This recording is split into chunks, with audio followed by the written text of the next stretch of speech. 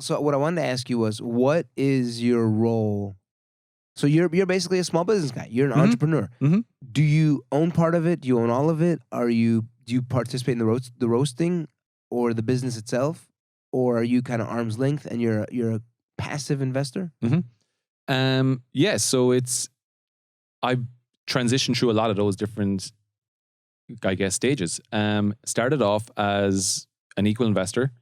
Now, here's how it all began, because it's kind of chaotic or silly or, naive. Basically, when we had the idea we were going to roast coffee, we went on to Craigslist and started looking for a coffee roaster. And we found one way over in Columbus, Ohio. A small little 5 kilogram roaster built by US Roaster Corps, for anyone who cares. These things cost. I remember I looked these up before. I put a bid on Boat Trust when they were going through the bankruptcy. Oh, wow. I did not win. But I tried to buy the company, and ultimately the owner, Phil Tadros, did not sell to anyone, and unfortunately it became a shell of its former self. I think it's failed now. In researching, I had to figure out how much the value of the roasters were, and some were like 50 to 100 grand. A 5 Easily. kilogram is going to be a little bit cheaper, right? Oh, much cheaper. Yeah, and ours was secondhand. So, like I said, we're trying to offer a affordable product. So we can't afford to start investing in, 50 to 100 grand roasters without any customer out there already buying our coffee. So we decided to get a 5 kilo, tiny little roaster, US Roaster Corps, drove to Columbus, Ohio one morning, got up at 5 a.m. in the morning, drove out there, stopped in a Starbucks, because we were getting tired. And when we got there to pick up this roaster, the owner had gone on vacation to Florida, and he had left 2 employees, 2 females, to come help us with this roaster and to lift it into our van. Now, we foolishly never measured the height of our van. We just assumed that, this is a big van, this will work. So when you lift a roaster up with your hands and your legs... which I presume is super heavy? Yeah, I think it was 1,800 pounds. Nah, a 5 kilogram roaster?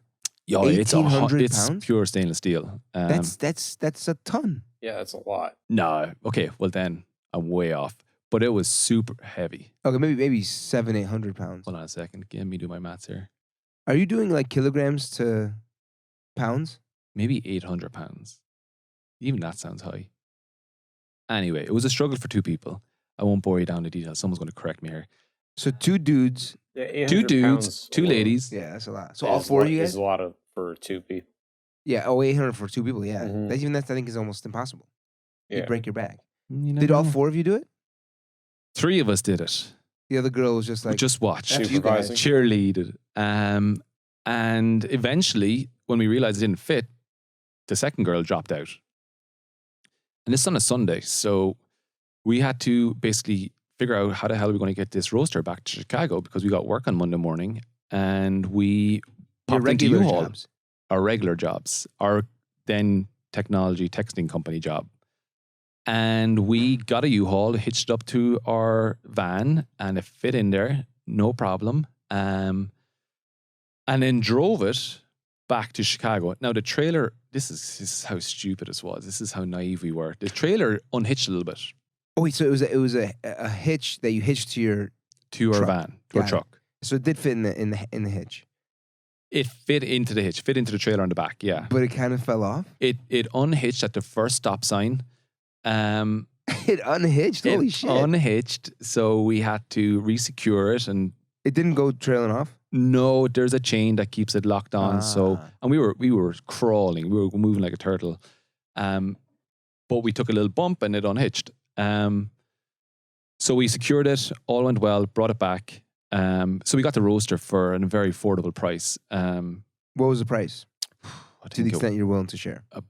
Just under 10,000. Oh, okay. Yeah. Still 4 not of us cheap. invested in it. Okay. And then we began roasting so long story short, we brought it back to Chicago and began roasting the coffee out of a Logan Square basement. Hooked it up to a chimney, so we didn't suffocate ourselves. And then we started, under I guess, the cover of darkness, we started selling our coffee to some grocery stores.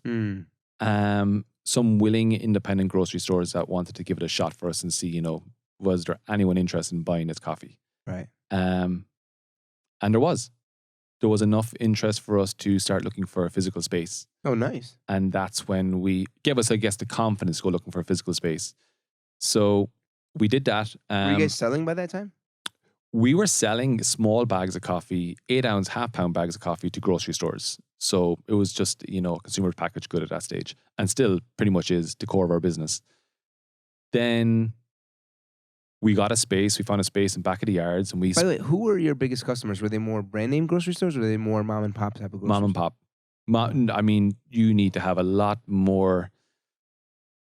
You need to be doing things in a lot more official way to get into big chain grocery stores than we were back then. Got you.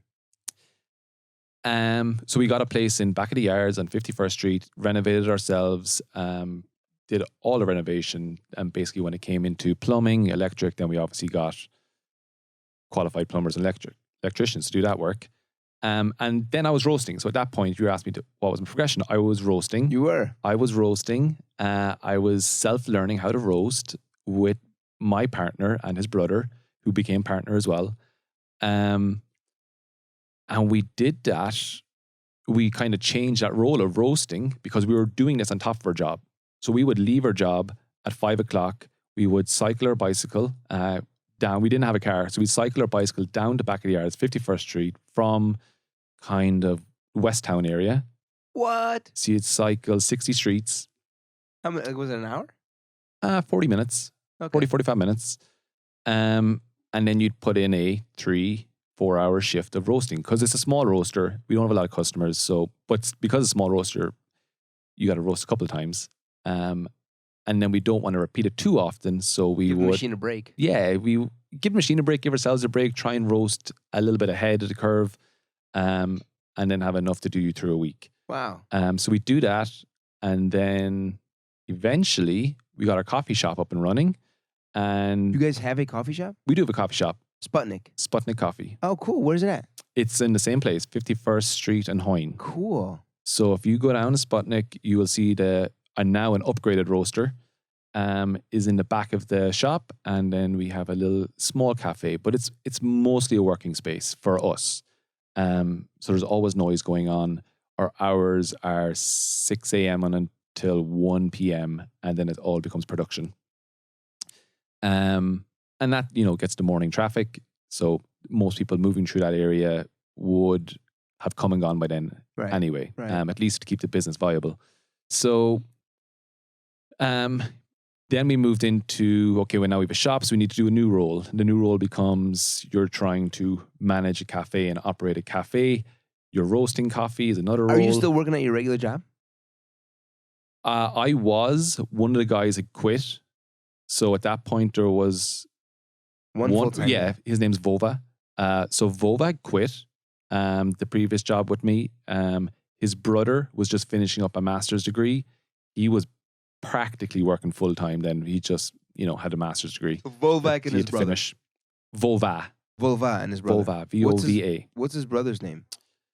Grisha. Grisha and Volva. Yeah. These are not Irish guys. These are Russian guys. Yeah. Russian dudes. These are Russian dudes. Vova is the nickname for Vladimir. Ah. Yeah. I can understand why he doesn't want to go by Vlad. yeah.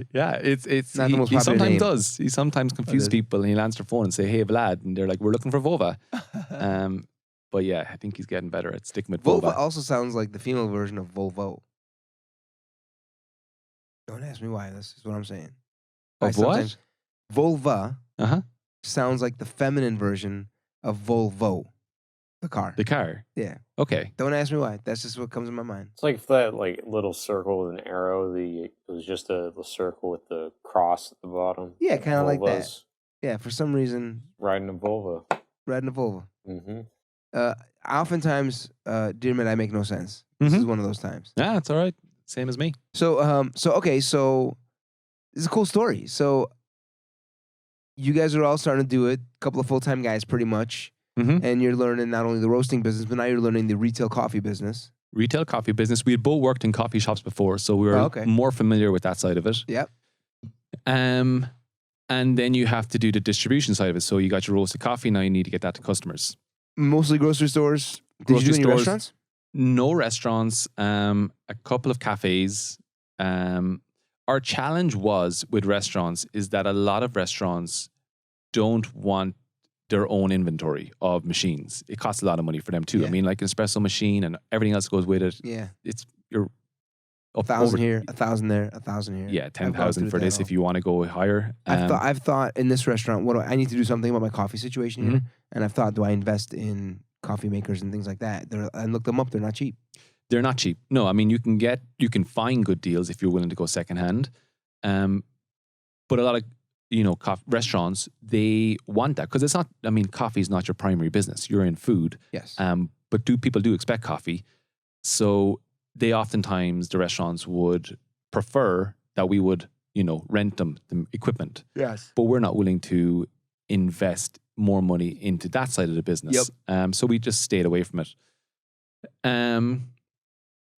But then we're basically running three things. We're running delivery, we're running roasting, and we're running a coffee shop or the retail side of it. And eventually then I quit. So 2 months later I quit my job, not Sputnik, but I quit my job and became full-time at Sputnik. Oh. And that was when you're freaking out. We talked earlier about you're getting up in the morning, you're wondering, can you handle this? How do you get through the day? We, at that point, were not generating a lot of, revenue. But we needed the man hours if it was ever going to stand a chance. Yeah, meaning like if you build it, they will come. Have you heard that term before? It's kind of like that. Like I feel like from the sense of God or the universe, I feel like if I don't take a step towards risk and putting some shit on the line, why would I expect rewards to just fall into my lap? I don't think the world is set up that way. I think if you want to go for something, you reap what you sow. You reap what you sow, and so you were gonna sow. We were sowing, yeah. We were definitely trying to sow and trying to, do it smartly. We weren't throwing seeds into a river. What'd you say? We weren't throwing seeds into a river. I've never heard that term before in my life. Have you heard that term? So what does throwing seeds into a river mean? Kind of like blindly. Well, yeah, it's like it's not smart. They're getting washed away. They never stand a chance. Right. We're trying to do things, with some intelligence. Right. So we're trying to plant them into low fertile soil. Days. Let's say. Fertile soil, yeah. So yeah, we started.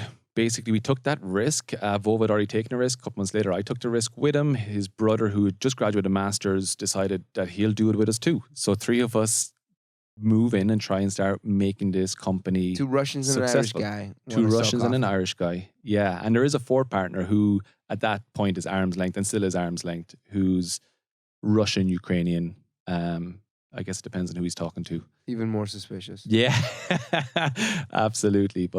And hence the name Sputnik, as you can imagine. Got it. I got outvoted. So you voted against Sputnik? I didn't even go to a vote. I accepted that. Don't fight a fight you're going to lose. Yeah, the Russians are they got you by the balls. They do. Absolutely. Okay, so you quit, and how long did you work full-time coffee guy? Full-time coffee guy. I worked 14 months. Okay. 14 months. Now, so that previous spell was a year. So there's a year, then I quit, and 14 months. And during the previous year, that's when we started roasting in the basement, building out a coffee shop ourselves. Then I quit, and then 14 months full-time in the coffee business. It was really, really tough.